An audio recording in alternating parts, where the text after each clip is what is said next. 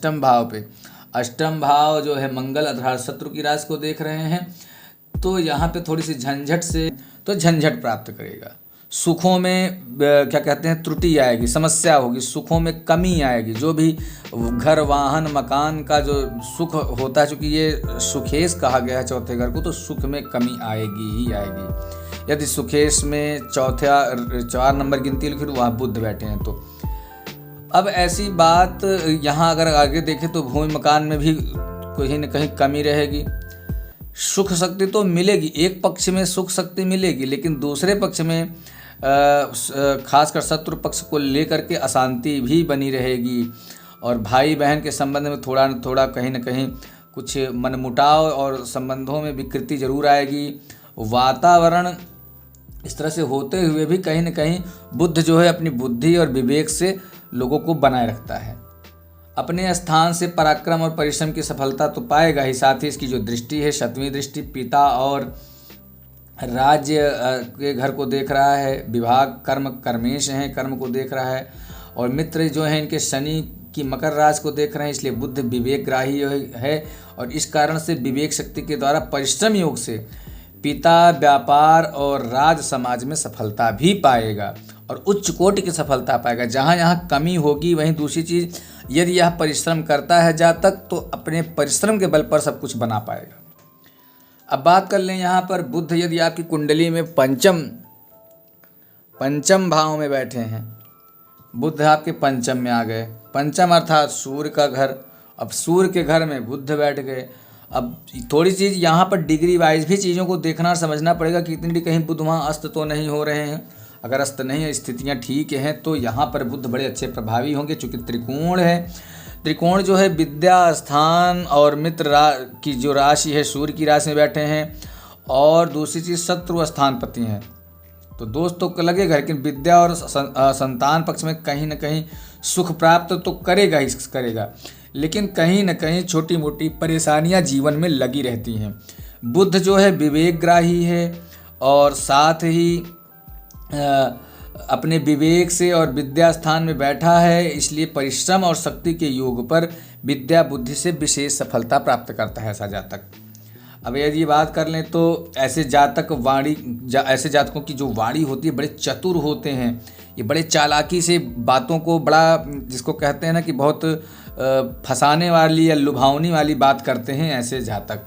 भाई बहनों के पक्षी में कहीं ना कहीं कमी तो आएगी ही आएगी, और साथ ही प्रेम संबंध जो रहेंगे उसमें भी यहाँ पे जातक कहीं न कहीं विवाद पैदा करता है। बात अगर 7वीं दृष्टि की कर लें तो 7वीं दृष्टि यहाँ से जा रही है सीधा लाभ स्थान को देख रही है, और लाभेश को जब देखती है तो विवेक शक्ति के योग से ऐसा जातक आमदनी के मार्ग में वृद्धि पाएगा, लाभ जरूर करेगा, फायदा करेगा, बचत करेगा, और दिमाग की शक्ति के कारण शत्रु पक्ष में भी सफलता पाएगा, शत्रुओं को पराजित करेगा, शत्रुहंता होता है ऐसा जातक, और जीवन बड़ा प्रभावी होता है। तो कुल मिला के यहाँ पर बुध की स्थिति अच्छी मानी जा रही है।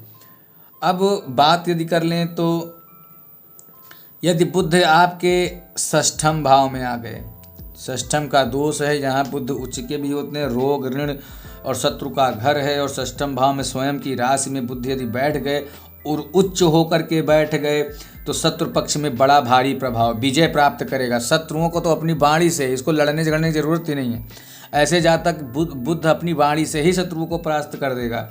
किंतु बुध विवेकग्राही है, विवेकी है, इसलिए विवेक शक्ति के पुरुषार्थ से बड़े बड़े प्रभावशाली भी कार्य करेगा जीवन में। और ऐसे लोग बैंकिंग क्षेत्र में ज़्यादा कार्य करते हैं, जहाँ पर लोन इत्यादि की व्यवस्था होती है, लोन देना, लोन लेना, या मीडिएटर जिसको दलाल कहते हैं, उस तरह का काम करते हैं, कोर्ट कचहरी इत्यादि में शत्रुहंता होते हैं ऐसे जातक अपनी कुंडली को लेकर के।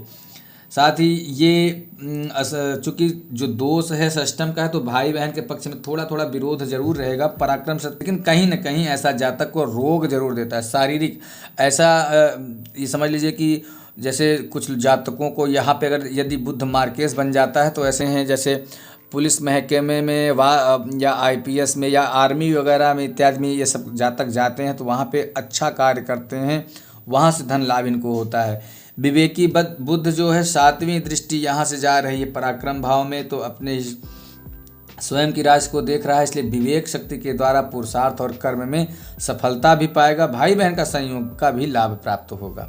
तो कुल मिला के नवम भाव का जो बुध है वो बहुत ही आपके लिए अच्छा होता है, अगर किसी जातक की कुंडली में नवम भाव में बुध बैठे हैं तो।